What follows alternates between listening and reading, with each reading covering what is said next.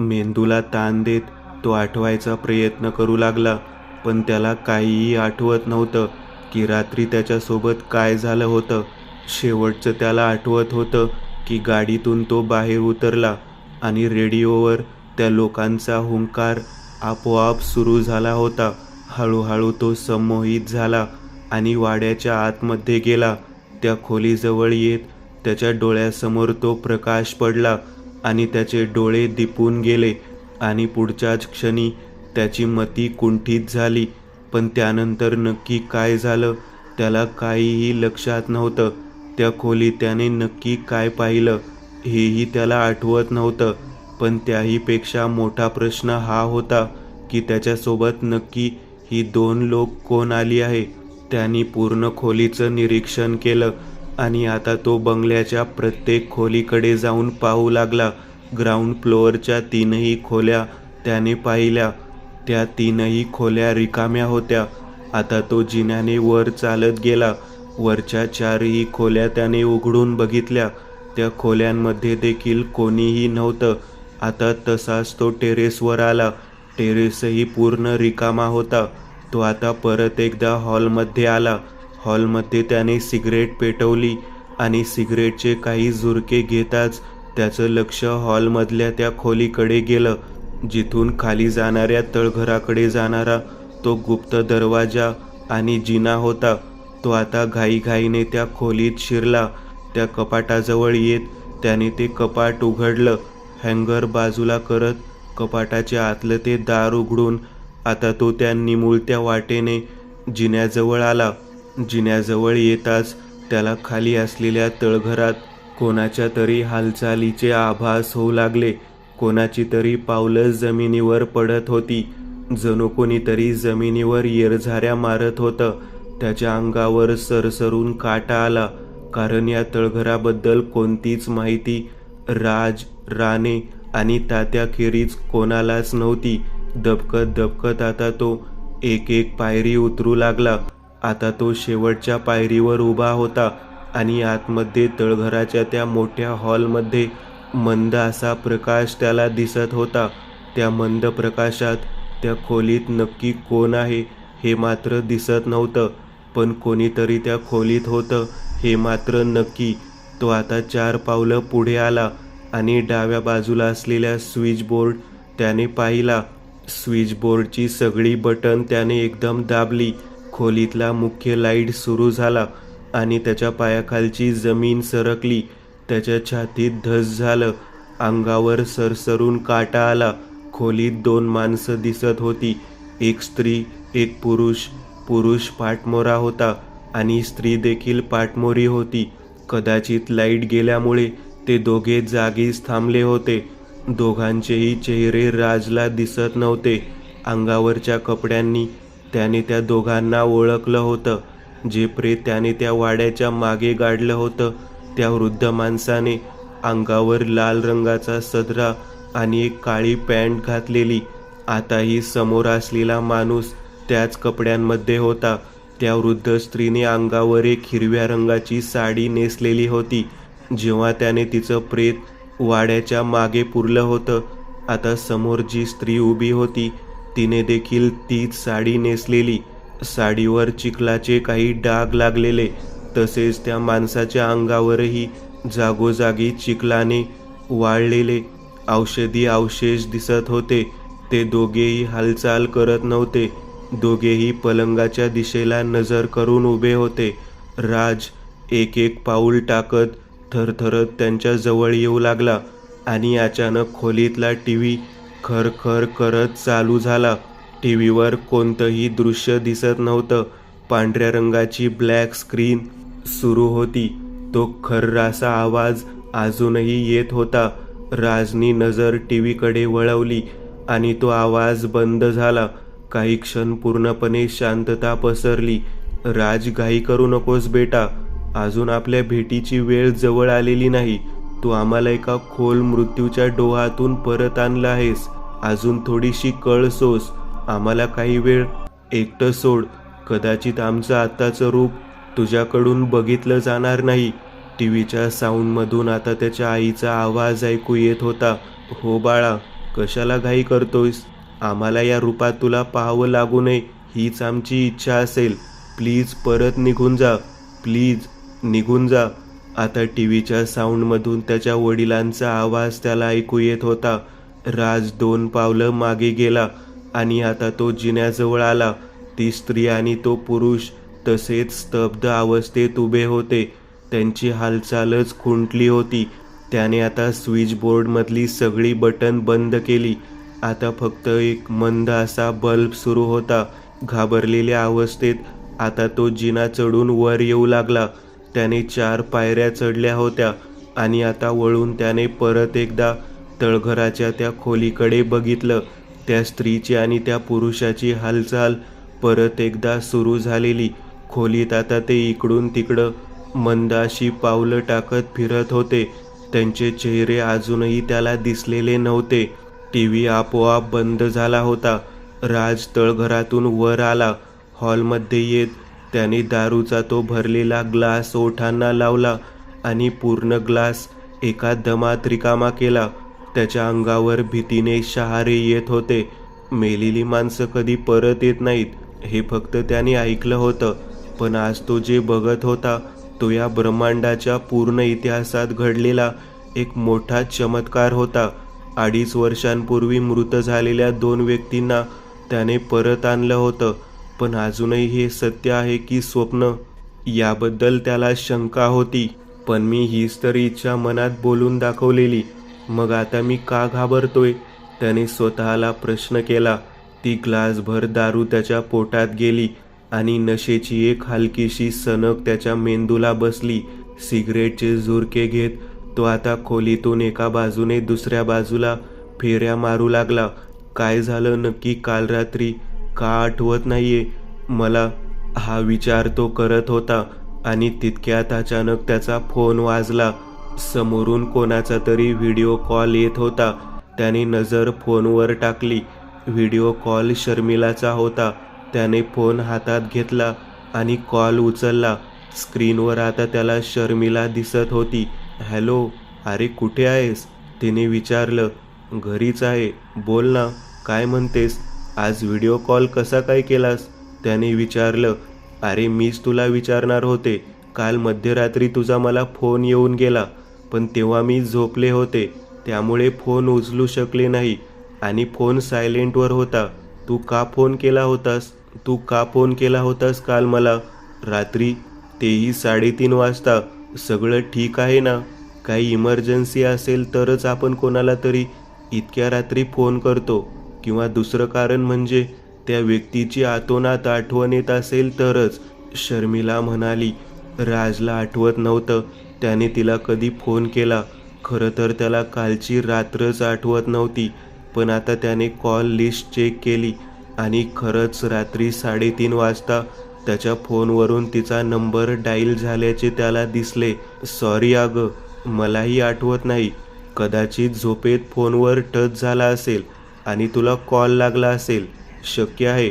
Phone मी बाजूला ठेवून झोपलो होतो.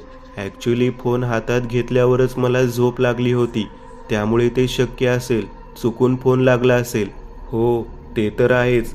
बरं आता तू कुठे आहेस? अगं मी घरीच आहे. तू कुठे आहेस? राजने विचारलं. अरे मी फ्लॅटवर आहे. एक पेंटिंग काल रात्री सुरू केलं होतं, पण मला इथे यायला जमलं नाही. घरी जावं लागलं होतं काल. तर आता पेंटिंग पूर्ण केल्याशिवाय मला चैन पडणार नाही, म्हणून इथे आले, ती म्हणाली. तिच्या स्क्रीनच्या मागे त्याला कॅनव्हास दिसला. ते पेंटिंग त्याला अगदी स्पष्ट दिसत होतं. ते पेंटिंग बघून तो हादरून गेला. तिने बनवलेलं ते पेंटिंग पाहून तो सुन्न झालेला. इम्पॉसिबल आहे हे, अशक्य. त्याने चेहऱ्यावर काहीच दाखवलं नाही. अरे तू काही बोलत का नाहीस? कसं वाटलं पेंटिंग? आवडलं का तुला? तिने विचारलं. राज काहीही बोलायच्या मनस्थितीत नव्हता, पण त्याने चेहऱ्यावर तसं काही दाखवलं नाही. चेहऱ्यावर त्याने स्मित हास्य तसंच ठेवलं. खूपच अप्रतिम चित्र काढलं आहेस तू. खरंच, जर तुझ्या समोर असतो तर तुला एक घट्ट मिठी मारली असती, तो चेहऱ्यावर स्मित ठेवत म्हणाला. बोलता बोलता त्याने त्या पेंटिंगच्या सोबत तिचा स्क्रीनशॉट काढून घेतला. तिला त्याबद्दल काही कळलं नाही. ठीक आहे, मी ठेवू का फोन? थोडं काम आहे, बाहेर जायचंय मला. राज म्हणाला. ठीक आहे, कधी येशील भेटायला आता? तिने विचारलं. लवकरच भेटू आपण, तो म्हणाला आणि त्याने फोन ठेवून दिला. आता ते पेंटिंग असलेला जो स्क्रीनशॉट पाहू लागला. झूम करून त्याने ते पेंटिंग आता नीट बघायला सुरुवात केली. हे शक्यच नाही, ही पेंटिंग ही कशी बनवू शकते? स्क्रीनवर त्याची नजर खिळली होती. पेंटिंगमध्ये अंगावर काळी रेशमी वस्त्र गुंडाळलेली एक गर्भवती स्त्री दिसत होती, जिचे केस मोकळे सोडलेले होते. अगदी त्याच प्रकारचं वस्त्र तिने गुंडाळलं होतं, ज्या प्रकारचं वस्त्र गुंडाळलेली स्त्री त्याने त्या दिवशी स्वप्नात पाहिली होती. खरं तर ते स्वप्न नव्हतंच. आदल्या रात्री जे काही घडलं होतं त्याच गोष्टी त्याने स्वप्नात पाहिलेल्या. पण ती भोवती फेऱ्या मारणारी ती स्त्री जशी होती, अगदी हुबेहूब तसंच हे पेंटिंग आहे. हिने अंगाभोवती गुंडाळलेलं ते वस्त्र अगदी त्याच प्रकारे गुंडाळलेलं जसं त्या रात्री स्त्रीने गुंडाळलं होतं. ती स्त्री देखील गर्भवती होती. तिचं पोट इतकं मोठं दिसत होतं, जणू तिला 9वा महिना सुरू असावा. या फोटोत जे पेंटिंग आहे त्या पेंटिंगमधली स्त्री देखील तशीच वाटते. या गोष्टी हिच्या डोक्यात येतात कुठून? आधी कोट पॅन्टवाल्या माणसाचं चित्र तिने काढलं होतं आणि आता या स्त्रीचे चित्र, त्यात मध्येच ती कॉफिन आणि त्या वाड्याच्या इमारतीचं चित्र देखील काढते. कोण आहे ही नक्की? आणि हिच्या मागे हिचा माग काढायला गेलेला कुठलाच व्यक्ती परत का येत नाही? मलाच काहीतरी करावं लागणार आहे. मलाच या रहस्याचा भेद करावा लागणार आहे. आता दुसरा काही ऑप्शन दिसत नाहीये. राजने परत एक ग्लास भरला आणि पूर्ण ग्लास एका दमात रिचवला. त्याने आता दीपकला फोन लावला. हॅलो, बोल रे. दीपकचा आवाज आज नेहमीसारखा वाटत नव्हता. आवाजात एनर्जी वाटत नव्हती. कुठल्या तरी टेन्शन खाली तो असावा असं वाटत होतं. त्या माणसाबद्दल काही कळलं का, जो माग काढायला तू पाठवला होतास? आणि तो पहिला व्यक्ती, त्याच्याबद्दल काही समजलं का? राजने विचारलं. नाही, दोघांबद्दल काहीही समजलेलं नाही. दोघांच्याही घरच्यांनी पोलिसात तक्रार केली आहे, पण पोलिसांना अजूनही काहीही समजलेलं नाही. मलाच कळत नाहीये काय करावं. मला सारखं असा अपराधी वाटते. माझ्यामुळे दोघांचे जीव गेले. दीपक म्हणाला. अरे दीपक, असा विचार करू नकोस. ते दोघं सुखरूप असतील. मला तुला एक सांगायचं होतं, म्हणजे एक सुचवायचं होतं. आपण दोघेच गोव्याला जाऊन या गोष्टीचा तपास केला तर, म्हणजे तुझ्याकडे आता दुसरी कुठली असाइनमेंट नसेल तर तू माझ्याबरोबर येऊ शकतोस. जर तुझ्याकडे दुसरं कुठलं काम असेल महत्त्वाचं तर हरकत नाही, मी एकटा जाईन. राज म्हणाला. खरं सांगू, मी पण तेच म्हणणार होतो. दोघांच्या डोक्यात एका वेळी तोच विचार आला. मला वाटतं आपण जाऊन बघायला हवं, तिथे काय आहे. ठीक आहे, कधी निघायचं तेवढं सांग, दीपक म्हणाला. उद्या निघू, सकाळी लवकर. सकाळची 6 वाजताची एक फ्लाईट जाते. आपण उद्या सकाळी तिथे पोहोचलो की फ्रेश माइंडमध्ये आपल्याला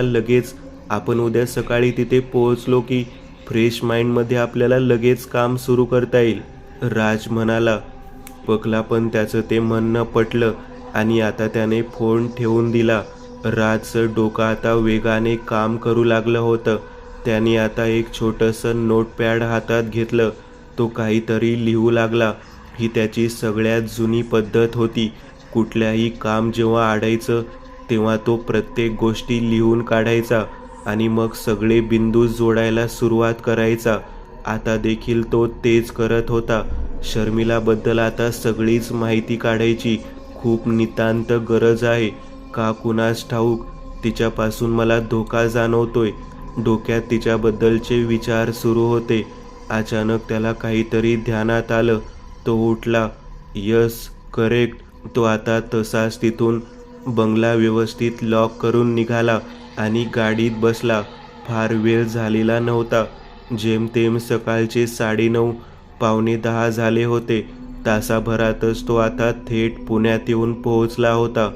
पण बंगल्याकडे न जाता आता त्याने गाडी थेट तिच्या त्या फ्लॅटकडे घेतली. विमाननगरपर्यंत पोहोचायला त्याला ट्रॅफिकमुळे 11:15 वाजले होते. तिच्या सोसायटीमध्ये त्याने गाडी पार्क न करता बाहेरच रस्त्यालगत गाडी पार्क केली. वाटेत एका ठिकाणी तो थांबला देखील होता आणि त्याने काहीतरी सामान सोबत घेतलं होतं. ती पिशवी घेऊन तो गाडीतून उतरला आणि आता सोसायटीच्या आतमध्ये गेला. तिच्या फ्लॅटच्या मजल्यावर होता. त्या मजल्यावर येत आता तिच्या फ्लॅटसमोर तो उभा राहिला. फ्लॅटला बाहेरून लॉक नव्हतं, म्हणजे ती अजूनही आतच होती. त्याने बेल वाजवली. 2-3 मिनिटे झाली, पण आतून दार उघडल्याचा कोणताही आवाज ऐकू आला नाही. त्यांनी परत एकदा बेल वाजवली आणि आता लगेचच फ्लॅटचे दार उघडण्याचा आवाज ऐकू आला. दार उघडून शर्मिला त्याच्या समोर उभी होती. त्याला पाहून तिच्या चेहऱ्यावरचा आनंद नभाला टेकला होता. What a pleasant surprise. मला विश्वास बसत नाहीये. तू इथे कसा आलास, ते पण आता, काहीही न सांगता. त्याचा हात धरत त्याने तिला आत घेतलं. तिने अंगावर एक मादक असा सिल्कचा लाल शर्ट घातलेला, खाली एक काळी रंगाची ट्राउझर होती. केस अस्ताव्यस्त होते. कपड्यांवर जागोजागी रंग उडालेला दिसत होता. तिच्या गालावरही 2-3 रंगाचे ठिपके दिसत होते. हातातली ती पिशवी त्याने सोफ्यावर ठेवली आणि तिला पुढच्याच क्षणी घट्ट मिठी मारली. काय झालंय तुला? आज इतकं प्रेम येतंय. तुला व्हिडिओ कॉलवर बघितला आणि मला राहवलं गेलं नाही. म्हटलं तू जर फ्लॅटमध्ये असशील तर तुला सरप्राईज द्यावं, म्हणून वाईन पण घेऊन आलोय थोडी. आज मला पण काही फार काम नव्हतं, म्हणजे होतं पण ते कॅन्सल झालं. म्हणून म्हटलं की तुझ्याबरोबर थोडा क्वालिटी टाईम स्पेंड करावा. बघ, म्हणजे तुला डिस्टर्ब होणार नसेल तर. नाहीतर मी जातो. तो असंच म्हणाला आणि तिने लगेच त्याचा हात धरत त्याला स्वतःजवळ ओढत मिठीत घेतलं. आता दोघेही सोफ्यावर बसले. ती त्याच्याकडे बघत होती. त्याने तिच्या खांद्यावर हात टाकला, नजरेला नजर भिडवत. आता दोघेही एकमेकांच्यात हरवून गेले. हॉलमधून सुरू झालेला त्यांचा प्रणय आवेग शयनकक्षात येऊन अगदीच बहरून गेला. सगळी बंधन तुटली होती. दुपार एकमेकांच्या मिठीत घालवत दोघेही सगळे काही विसरून गेले. जाग आली तेव्हा संध्याकाळ झालेली. 7 वाजले होते. त्याने उठून आजूबाजूला बघितलं.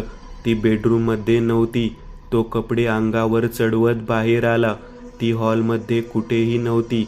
त्याने आणलेली वाईनची ती बाटली आता उघडलेली दिसत होती आणि वाईनचा एक ग्लास कदाचित त्यात कमी होता. त्याला कळून चुकलं की ती तिच्या पेंटिंग रूममध्ये होती. तो चालत आता त्या रूमच्या जवळ आला. दार ढकलून त्याने आत बघितलं. तिथे चित्र आता आणखी जास्त जिवंत करण्यात गुंतून गेली होती. पण त्याहून विचित्र गोष्ट तर वेगळीच होती. अंगावर तिने त्याच प्रकारची काळी साडी विचित्र पद्धतीने गुंडाळलेली होती. अगदी त्या स्त्रीने जसं ते काळं वस्त्र स्वतःच्या भोवती गुंडाळलेलं, त्याच पद्धतीत शर्मिलाने ती साडी स्वतःच्या भोवती गुंडाळलेली. त्याने कॅनव्हासकडे बघितलं. ते चित्र आता तिने अगदी जिवंत केलं होतं. त्या चित्रात आता केवळ ती स्त्रीच नव्हती, तर जमिनीवर ठेवलेली ती पंतीही तिने रेखाटली होती. राज सुन्न होऊन ते बघत होता. बाजूच्याच टेबलवर ठेवलेला वाईनचा अर्धा ग्लास उचलायला ती मागे वळाली आणि त्याला बघून थोडीशी दचकली. अरे उठलास तू? हे माझं नवीन प्रिंटिंग, सांग ना कसं झालं ते. अप्रतिम आहे. हे पेंटिंग तू कसं काढलंस? म्हणजे इमॅजिनेशन केलंस की तुला यावेळी देखील कोणतं स्वप्न पडलं की तू खरंच अशा कोणत्या जागी गेली आहेस कधी? राजने विचारलं. अरे मला 2 दिवसांपूर्वी स्वप्न पडलं होतं. स्वप्नात हे दृश्य मला दिसत होतं. एक स्त्री जी गर्भवती आहे, अंगावरती काळं वस्त्र गुंडाळलेली आणि एका पंथीसमोर ती उभी आहे, असं ते दृश्य दिसत होतं. मग त्यावरूनच मी ते चित्र काढलं आणि त्यानंतर मला आठवलं की हे दृश्य मी लहानपणी देखील एखाद्या स्वप्नात पाहिलं होतं. याचा अर्थ काय ते मला पण समजलं नाही. पण इतक्या वर्षात हे स्वप्न मला आधीही कधी पडलं असेल तर मला आठवत नाही, ती म्हणाली. राजला जरा भीती वाटू लागलेली. तो धक्क्यात तर होताच, पण या गोष्टीला कोणतंच स्पष्टीकरण नव्हतं. कोणता तर्क नव्हता. जी गोष्ट त्याला स्वप्नात दिसलेली ती गोष्ट त्याच्यासोबत घडली होती. पण इथे मात्र शर्मिला म्हणते की तिने ही गोष्ट लहानपणी देखील स्वप्नात बघितली होती.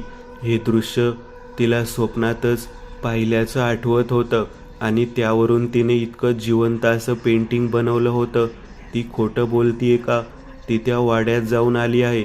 जे मी पाहिलं ते तिने देखील पाहिलं. मग ती खोटं का बोलतीये? ही स्त्री कुणी साधी नाही. त्याच्या मनात हेच विचार आता घोळत होते.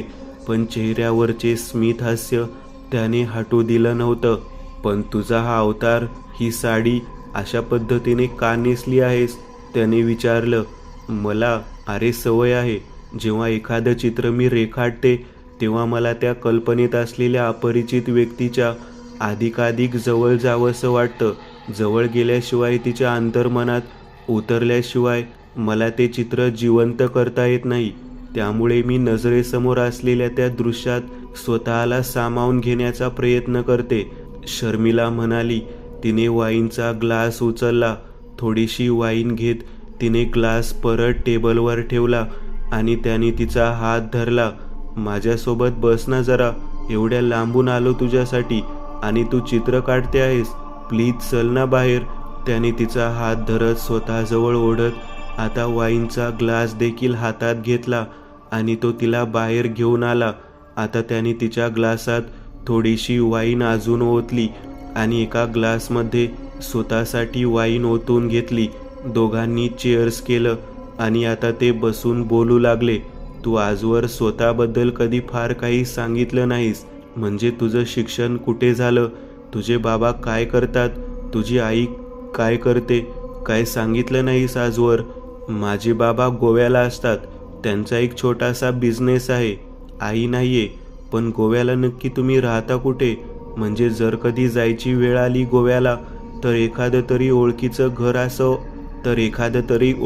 घर असावं ना तिथे?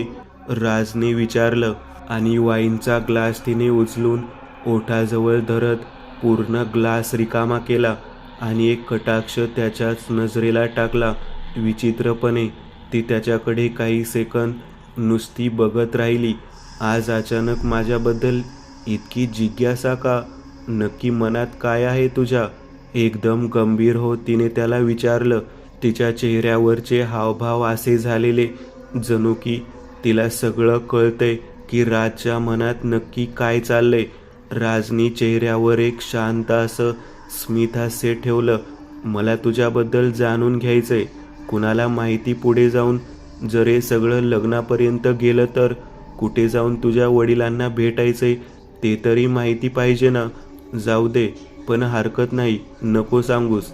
लग्नाचं नाव ऐकल्यावर तिच्या चेहऱ्यावरचे भाव बदलून गेले. काय लग्न आपलं? तू हे खरं बोलतोयस की चेष्टा करतोयस? तिने विचारलं. तुला काय वाटतंय ते समज. जाऊ दे, चल मी निघू का? असं म्हणत तो ग्लास ठेवून उठू लागला. तिने त्याचा हात धरला. थांब जरा, बस इथं. तू काय बोललास आता? तुला खरंच माझ्याशी लग्न करायचंय? राज, प्लीज अशी मस्करी करू नकोस. ती आता जास्तच भावनिक झाल्यासारखी वाटू लागली. आता त्या दोघांमध्ये कोणताही संवाद घडत नव्हता. ती त्याच्या मिठीत सामावून गेली आणि तितक्यात तिचा फोन वाजू लागला. पटकन तिने फोनकडे बघितलं. फोनवर तिच्या सासूचा नंबर दिसत होता. तिने पटकन फोन उचलला. हॅलो, हा आई बोला. तिने विचारलं.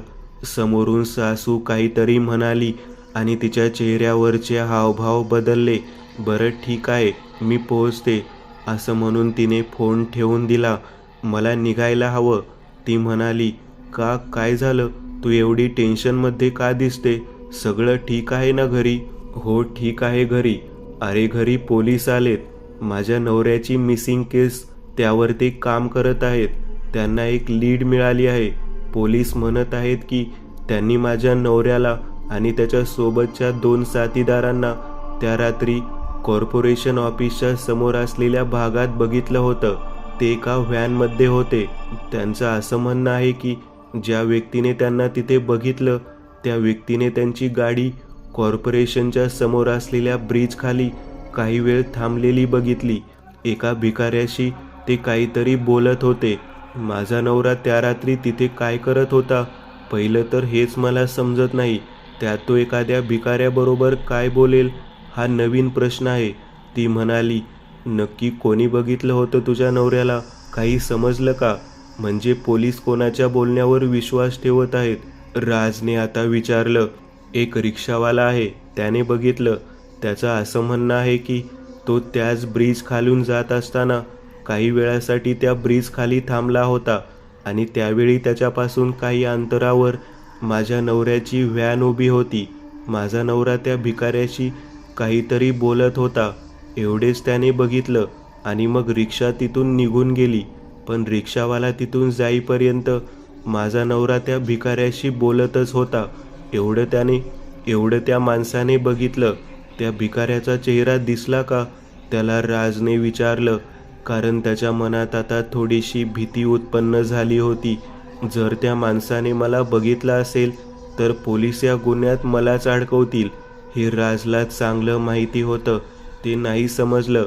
तेच पोलीस आलेत घरी माझ्याबरोबर.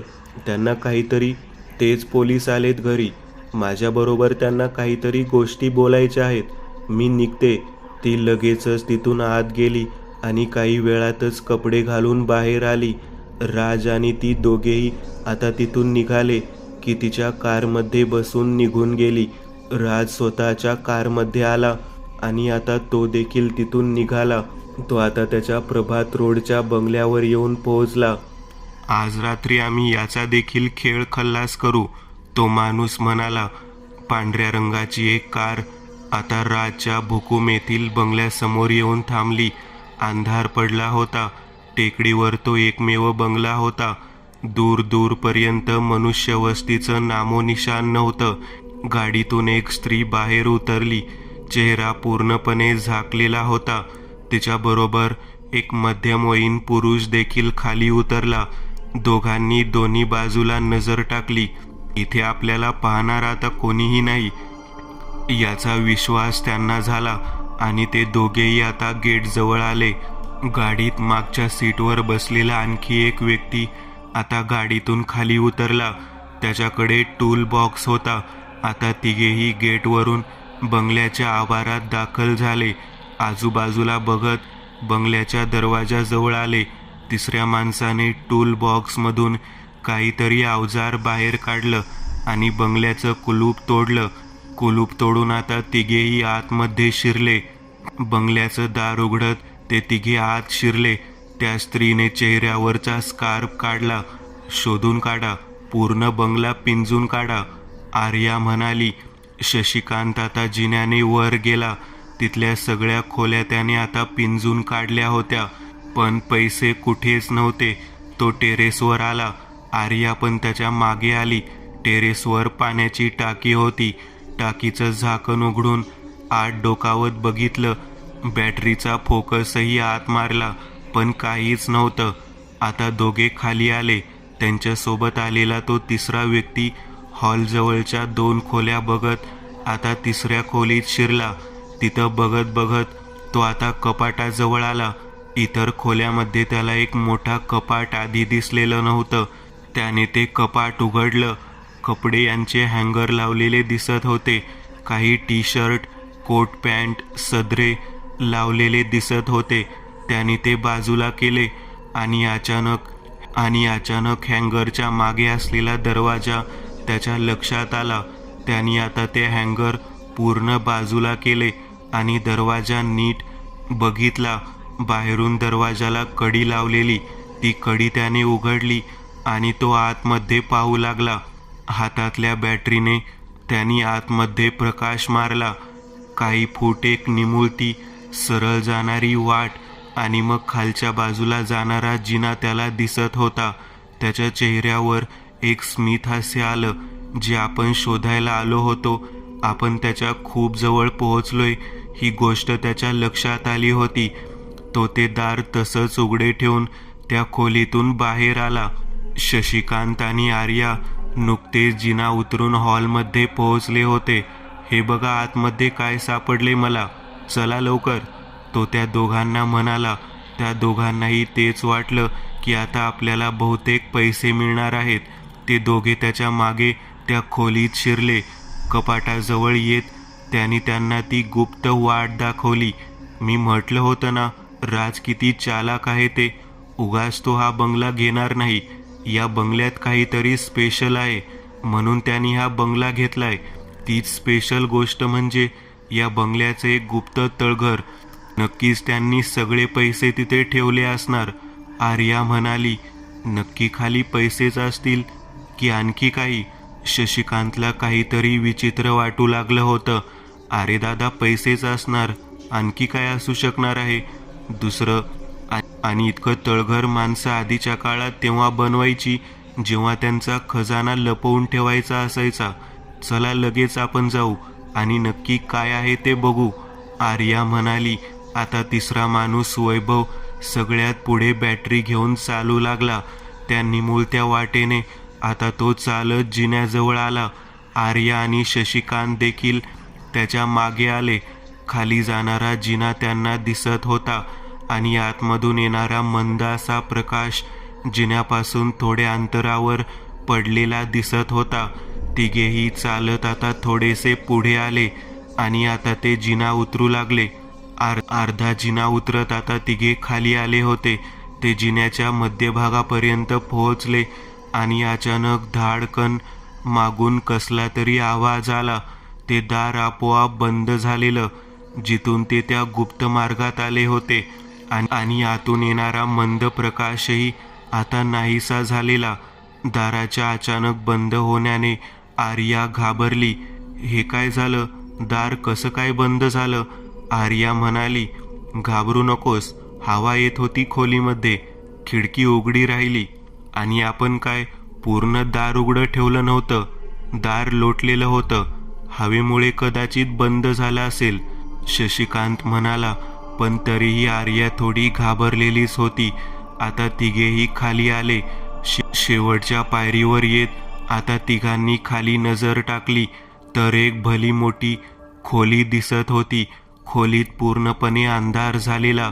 काही वेळापूर्वी तर ते एक मंद प्रकाश जाणवत होता, पण आता मात्र खोलीत नक्की काय आहे तेच कळत नव्हतं. त्यांच्याबरोबर असलेल्या त्या तिसऱ्या माणसाने आता बॅटरी अंधारलेल्या भागाच्या दिशेला धरत प्रकाश फेकला आणि त्याचवेळी बॅटरी उघडझाप करत बंद पडली.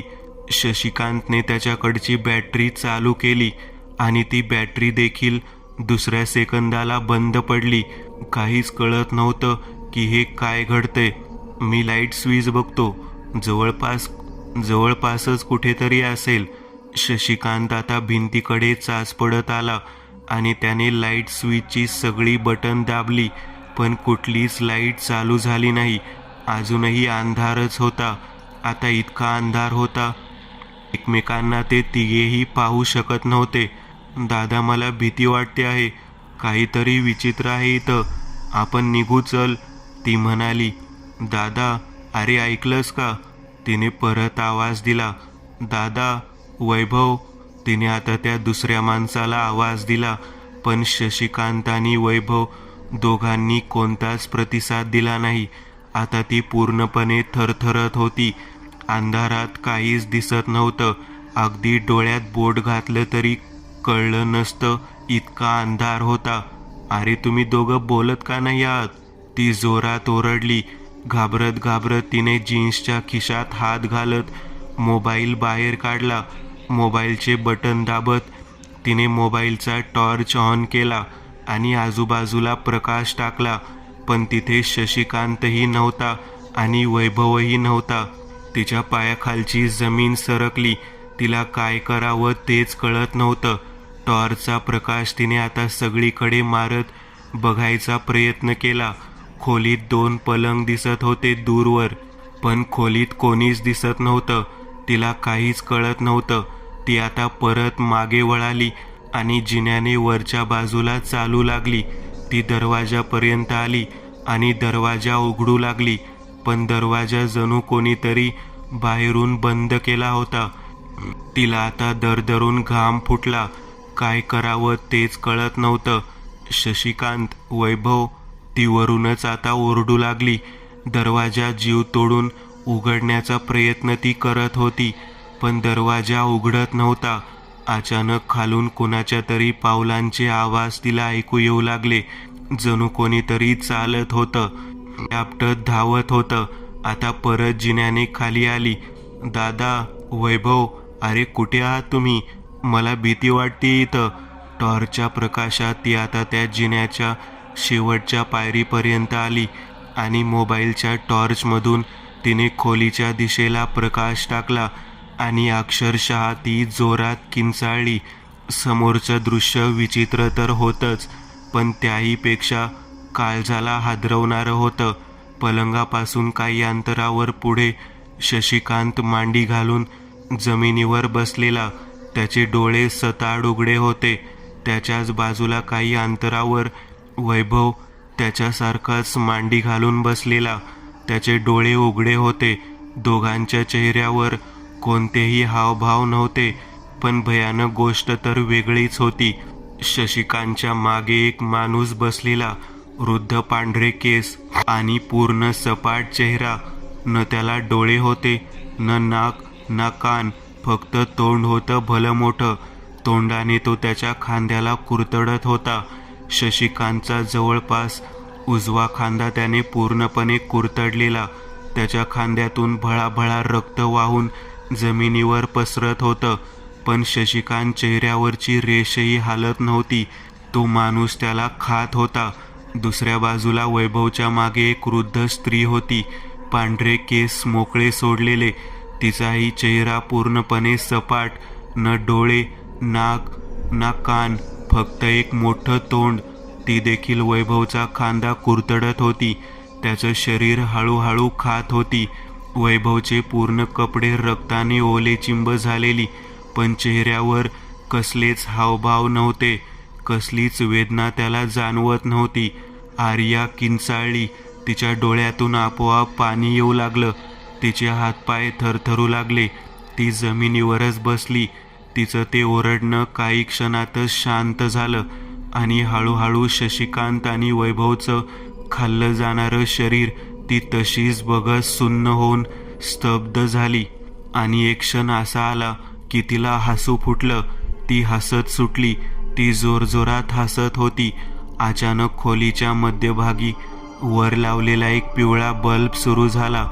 खोलीत एक मंद असा प्रकाश पडला आणि ती तशीच हसत तिथंच शून्यात नजर लावून बसली.